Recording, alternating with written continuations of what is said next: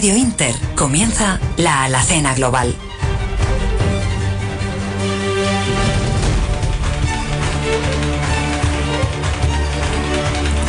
Señoras, señores, muy buenas tardes. Bienvenidos un viernes más a la Alacena Global, en esta sección de los viernes que llamamos La España que queremos y que, como cada viernes, va a intentar analizar algunas cuestiones que puedan ser de interés del momento actual y del futuro. Pero hoy queríamos mirar al pasado también.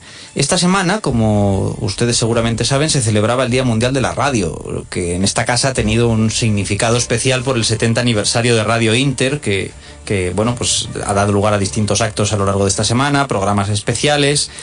Y bueno, pues al igual que conmemoramos este 70 aniversario de Radio Inter con ocasión del Día Mundial de la Radio, queríamos mirar a una emisora, a una cadena de radio que desapareció en el tiempo, pero que fue trascendental en la construcción de nuestra democracia y que tenía un espíritu de libertad que mucha gente recuerda y que, bueno, merece la pena ser reivindicada a lo largo del tiempo.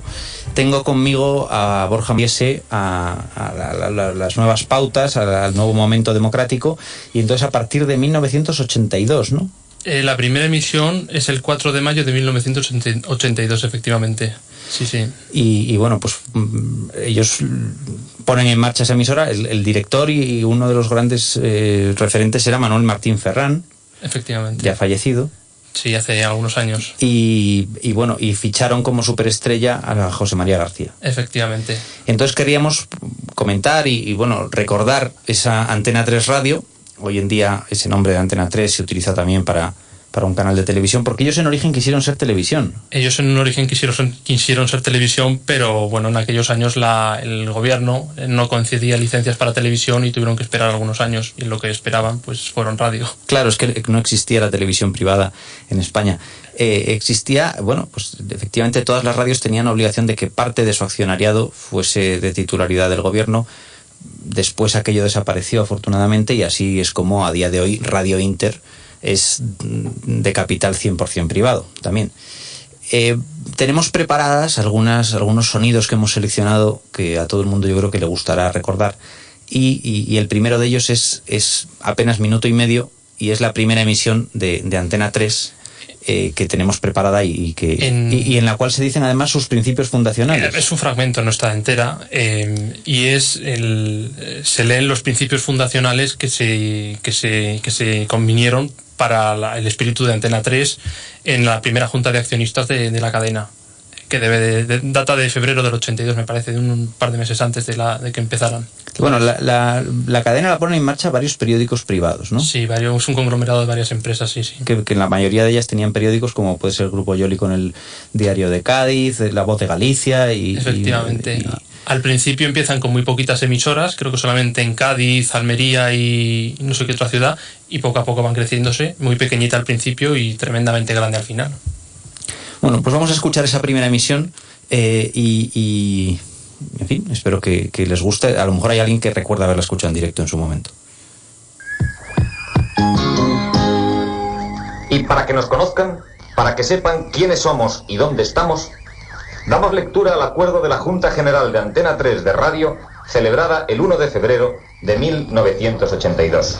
Antena 3 de Radio, Sociedad Anónima, desarrollará su actividad de acuerdo con los siguientes principios. Primero, el pleno respeto a la Constitución Española de 1978 y de manera especial la defensa de la soberanía del pueblo y el desarrollo de los derechos humanos. Segundo, la defensa de la unidad política de España y de sus diversidades lingüísticas y culturales dentro de un sistema de comunidades autónomas.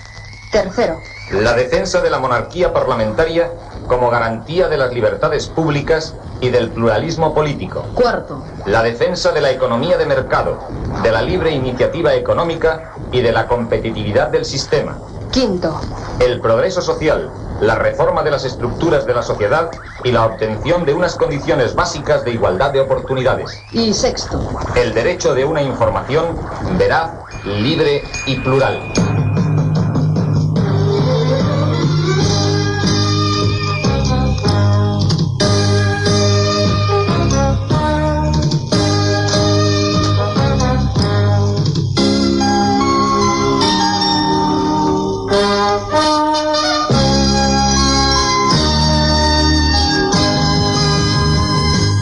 se escucha una especie de pitidillo de fondo, ¿no? No era la misma calidad de sonido que disfrutamos hoy en día, ya se nota el paso de 30 y tantos años. Bueno, también es que las grabaciones pues se conservan como se conservan algunas de ellas. Entonces ellos empezaron, tenían un plantel de periodistas importante, luego comentaremos las estrellas que salieron de allí, pero el primer gran fichaje fue García. García era la locomotora del grupo, era el que copaba un torno al 40% de la audiencia de la emisora, sí. Porque claro, al principio la emisora no tenía una audiencia excesiva, pero el programa de García sí que, porque García venía de haber estado en la cadena SER, de donde le expulsaron por hablar de más. Por hablar de... Le expulsaron ya dentro del régimen actual, porque se enfrentó con un ministro de la UCD. De Cabanillas ni pío. Sí, claro.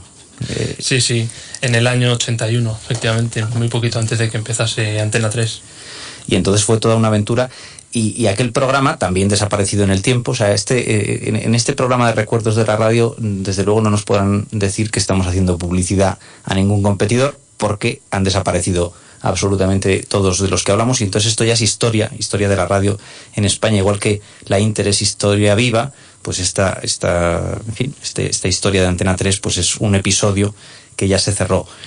José María García empezaba su programa con una sintonía que probablemente también la gente recuerda, bueno, y tenemos incluso una cuña en la que anunciaban el programa, ¿no? Efectivamente, es una cuña en la cual pues se promociona el programa. Si te parece, vamos a escucharla.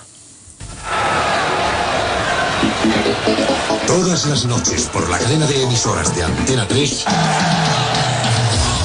la hora más viva de la radio. Super García en la hora cero. A las 12 de la noche, las 11 en Canarias, el deporte por dentro. Afición, jugadores, dirigentes, club. Super García en la hora cero. La verdad del deporte con José María García. Fue un periodista muy polémico, porque siempre él tenía que hablar de todo, igual que le echaron de la SER por hablar de más del ministro Pío Cabanillas, que era el que controlaba esa parte pública del accionariado y tenía realmente poder para forzar que le echasen. También era pues una persona que siempre dijo lo que quiso sobre cualquiera que se puso en su camino.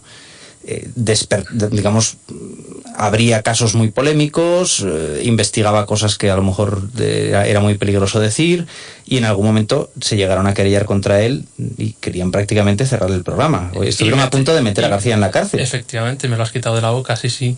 Tenemos un fragmento de un programa del inicio de uno de sus programas, en el cual pues estaba vísperas de aquello, cuando se creyó contra él José Luis Roca, que era presidente de las Cortes de Aragón, y si te parece lo escuchamos. Bien.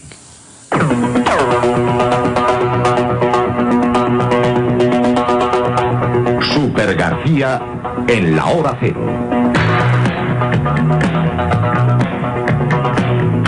José María García.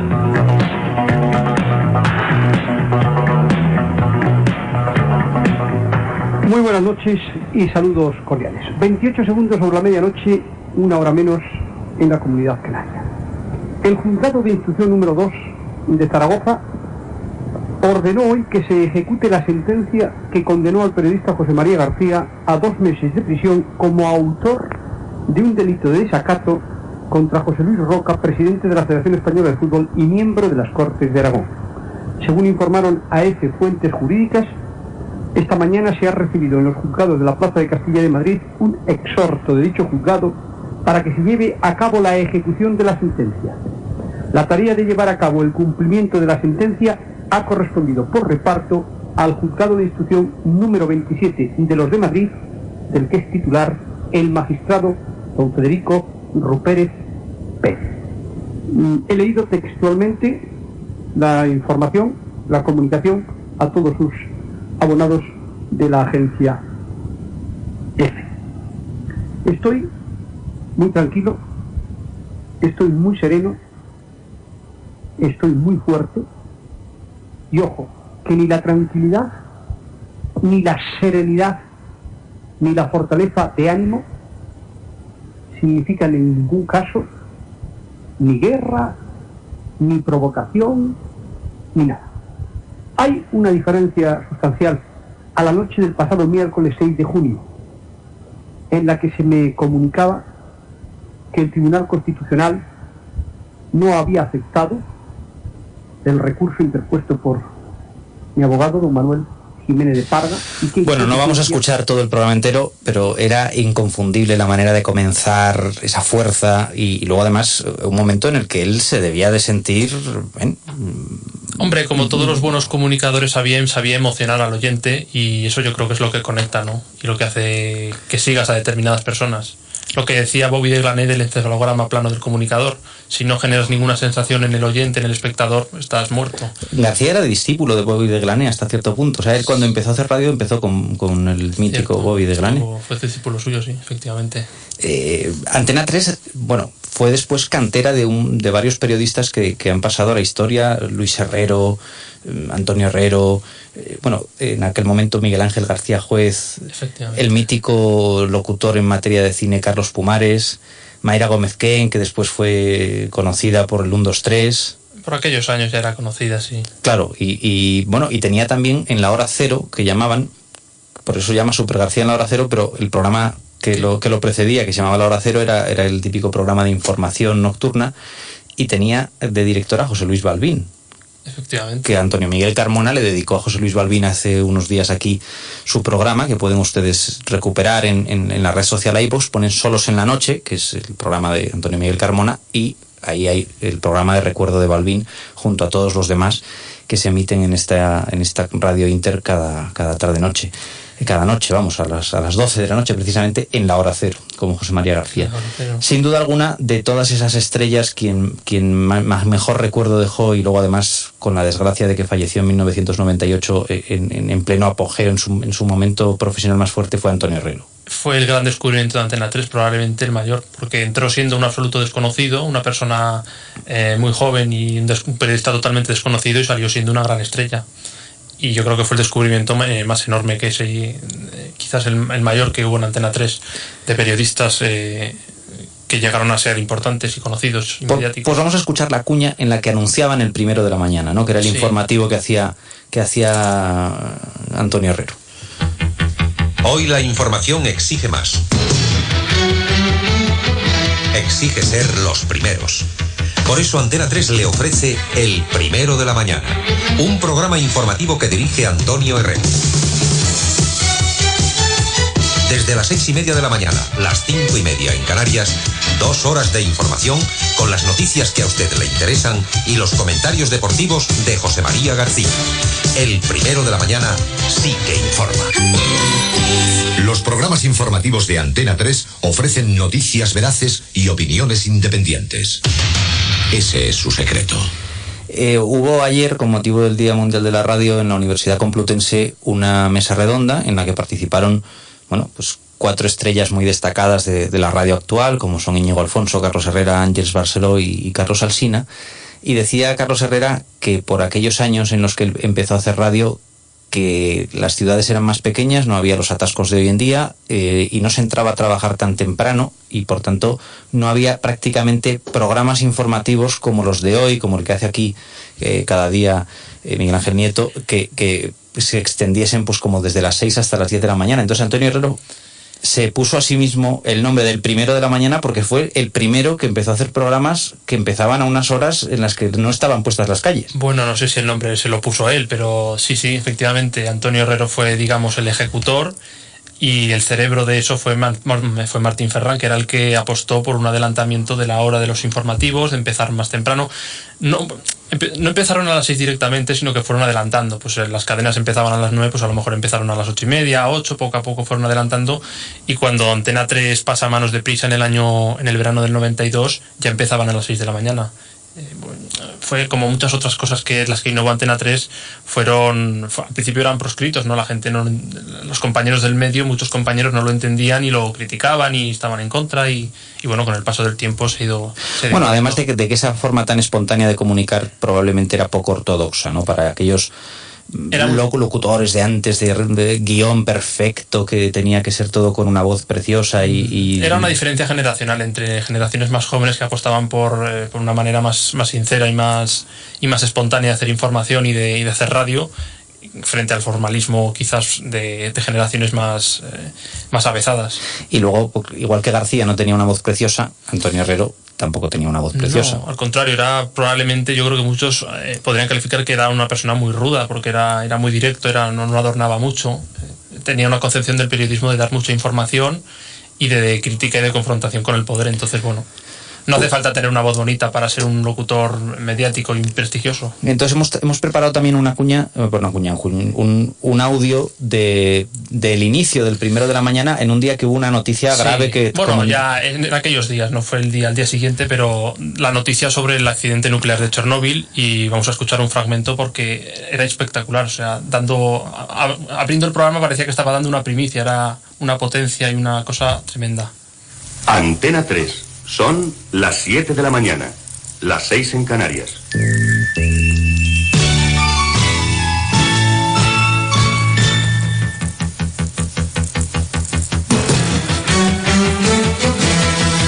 El 1 de la mañana.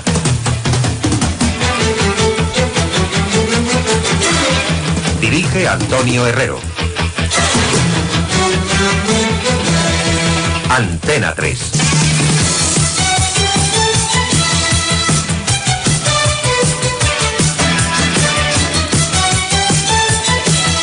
Señoras, señores, buenos días. 7 de la mañana, 6 en las Islas Canarias, 1 de mayo de 1986, 1 de mayo, presidido en lo que se refiere a festividad del trabajador, más por la vacación que por las manifestaciones reivindicativas de estos 100 años que han pasado. 1886 es fecha clave en las reclamaciones de los trabajadores, reivindicaciones, y sin embargo ahora se llega, por lo menos en España y en una gran parte de nuestra geografía, y hoy las manifestaciones de esta jornada nos lo van a confirmar, más pensando en el puente que pensando en reivindicaciones laborales. En cualquier caso, la noticia de este día vuelve a ser el accidente nuclear de Chernóbil en la Unión Soviética, porque se ha sabido a través de informaciones que llegan desde el Pentágono que un segundo reactor puede estar afectado y en proceso de destrucción como lo estuvo el primero. La nube ha cambiado de rumbo a causa de los vientos y podría afectar al margen de los muertos que haya habido. Las distintas fuentes hablan, unos de 2.000, otros de 500, las fuentes oficiales que siguen hablando solamente de 2 muertos, pero en cualquier caso ya los científicos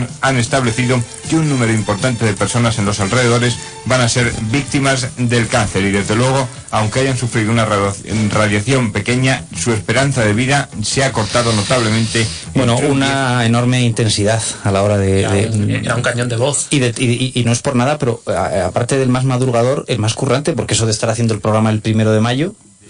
Sí, era una persona muy trabajadora, sí.